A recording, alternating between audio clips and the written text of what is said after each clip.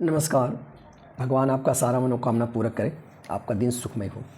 दोस्तों, आज हम एक ऐसे ग्रह की बात कर रहे हैं जिनकी उपस्थिति पर या जिनकी प्रकाश पुंज से हमारा सारा मंगल कार्य होता है। वो ग्रह है शुक्र। जब शुक्र अस्त होता है तो हमारा मांगलिक कार्य नहीं हो पाता है।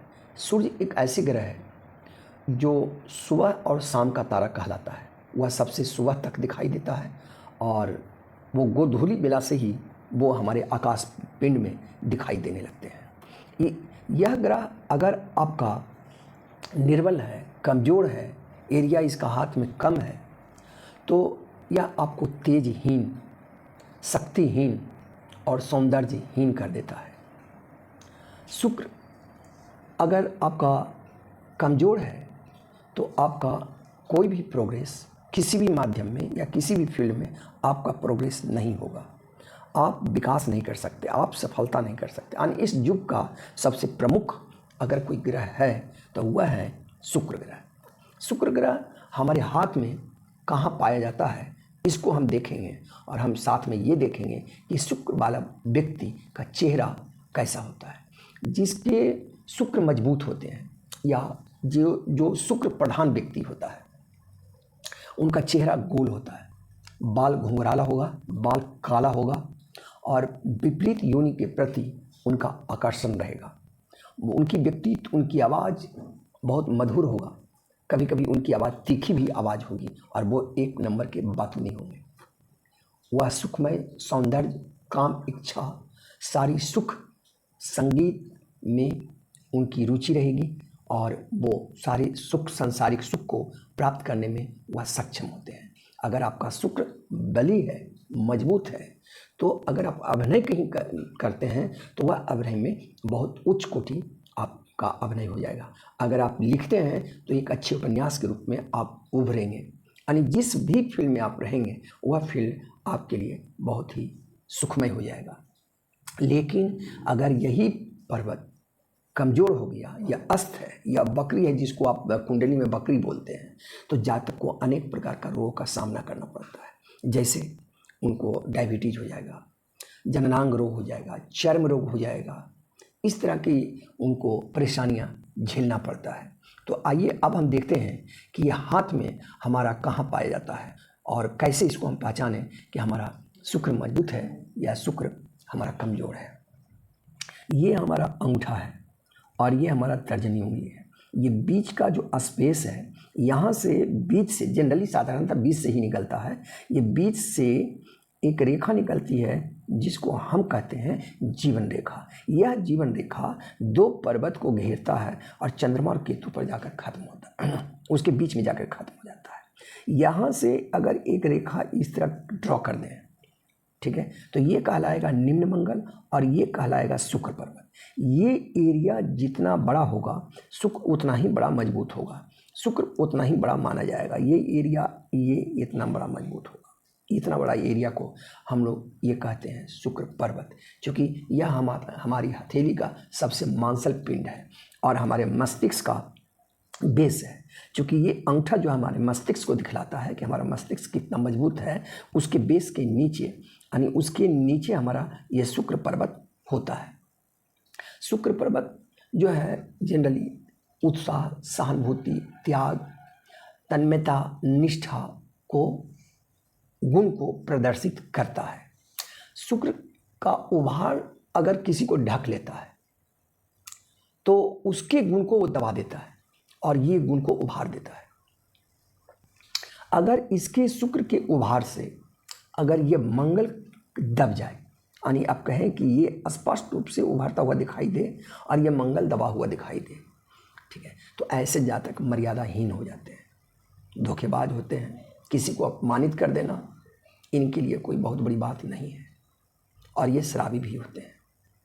अगर ये शुक्र पर्वत चंद्रमा ये जो चंद्रमा है इससे ज़्यादा ये उभार ले लेता है, अगर जरामाना है तो ठीक है, वो गड़बड़ नहीं है। लेकिन अगर उसकी उभार ज़्यादा हो जाता है तो ऐसे जातक अपने स्थान को छोड़ देते हैं, जिम्मेदारी से बचते हैं। ये कोई जिम्मेदारी लेना नहीं चाहते और उद्देश्यहीन हो जाते हैं। इनका कोई उद्देश्य नहीं रहता है।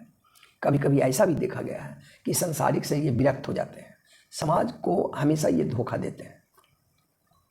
लेकिन ऐसा जातक बहुत कम मिलते हैं। लेकिन अगर ये मिल जाता है कि चंद्रमा दबा हुआ है और शुक्र जो है इसके रिस्पेक्ट से बहुत ज़्यादा उभरा हुआ है, तो ये आपको समाज में देखने को मिलेंगे। ये इतनी बेतुकी होंगे कि ये क्या बोल रहे हैं और किसके साथ क्या कर रहे हैं, ये कुछ इनको पता नहीं रहता है। दूसरी बात, अगर ये शुक्र पर्वत राहु क्षेत्र, राहु हमारा ये पोर्शन कहलाता है, ये जहाँ हम सुर्खी बनाते हैं ये पोर्शन हमारा राहु कहलाता है। अगर ये राहु ज़्यादा दबा हुआ है और ये शुक्र पर्वत ज़्यादा उभरा हुआ है, ठीक है, तो ऐसे लोग राजनीतिक में गलत काम करके राजनीतिक करते हैं। किसी को दबाकर, किसी को क्रश करके ये राजनीति में जाते हैं और असामाजिक तत्व के प्रति इनका लगाव, असामाजिक कार्य के प्रति इनकी लगाव बढ़ जाता है। लेकिन अगर यही शुक्र पर्वत, इस सारे पर्वत के बैलेंस करते हुए अगर ये शुक्र पर्वत आपका उभरा हुआ है, यानी ये भी अपने स्थिति पर ठीक है और चंद्रमा भी अगर ठीक है और मंगल भी ठीक है, उसके बाद अगर शुक्र आपका बहुत अच्छा है, तो ऐसे जातक का सारी सुख प्राप्त हो जाता है। उनकी वैवाहिक जीवन भी बहुत सुखमय होता है, शादी समय पर होता है, बच्चे भी समय पर होते हैं और भौतिक सुख जितना है, गाड़ी बंगला, मेल मिलाप, सामाजिक में इनकी वर्चस्व, ये सारे चीज़ इनको प्राप्त हो जाते हैं। और अगर ये बहुत अच्छा मजबूत स्थिति में है, ये मांसल पिंड जो है बहुत बढ़िया है, बहुत अच्छा है, तो इनकी शादी जो है 22 से 24 साल के बीच में संपन्न हो जाता है। इनके पास चुंबकीय आकर्षण शक्ति होता है, ये बोलेंगे तो सब आदमी सुनेगा और बहुत मजाकिया किस्म का व्यक्ति होते हैं ये, है ना। किसी का ये दिल नहीं दुखाते हैं, बोलते हैं तो इनके बात से आपको खिंचाव बढ़ेगा। अगर इस शुक्र पर कोई सीधी रेखा हो,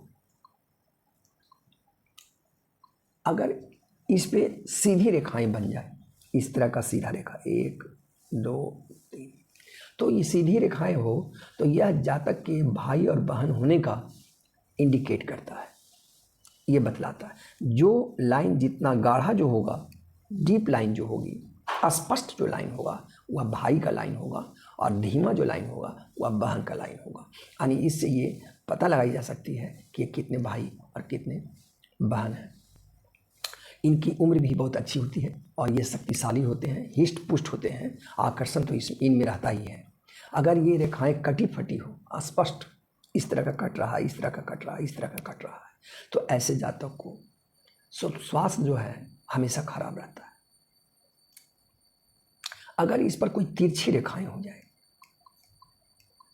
तिरछी रेखाएं, ये जीवन रेखा है, तिरछी इस तरह की रेखाएं हो जाए, अगर तिरछी रेखाएं हो जाती है तो यह शुभ नहीं माना जाता है। यह भी उनके स्वास्थ्य पर गलत प्रभाव डालता है। अगर यहाँ पर जाल है, जाल हम 3 हॉरिजॉन्टल लाइन और 3 वर्टिकल लाइन को हम जाल कहते हैं। अगर इस तरह का बनता है तो यह भी शुभ नहीं माना जाता है। इसके साथ साथ अगर बंधन रेखा से केतु के तरफ इस तरह की कोई रेखाएं जाता है तो यह व्यक्ति कामुक होते हैं, यह व्यक्ति बलात्कार में या लड़की के मामले में यह जेल जा सकते हैं, इनको इस तरह की सजाएं मिल सकती है। अगर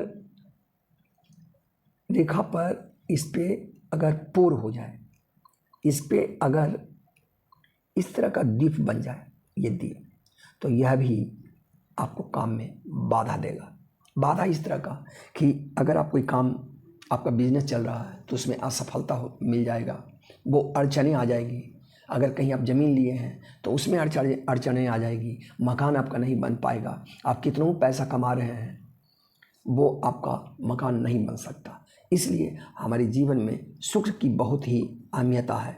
आज के डेट में शुक्र जिसका बलवान है वही इस पृथ्वी का शहंशाह है। तो दोस्तों, ये हमारा था छोटा सा शुक्र पर्वत पर, और अगले वीडियो फिर पुनः हम इसका सेकंड भाग हम लेकर आएंगे। तब तक के लिए धन्यवाद।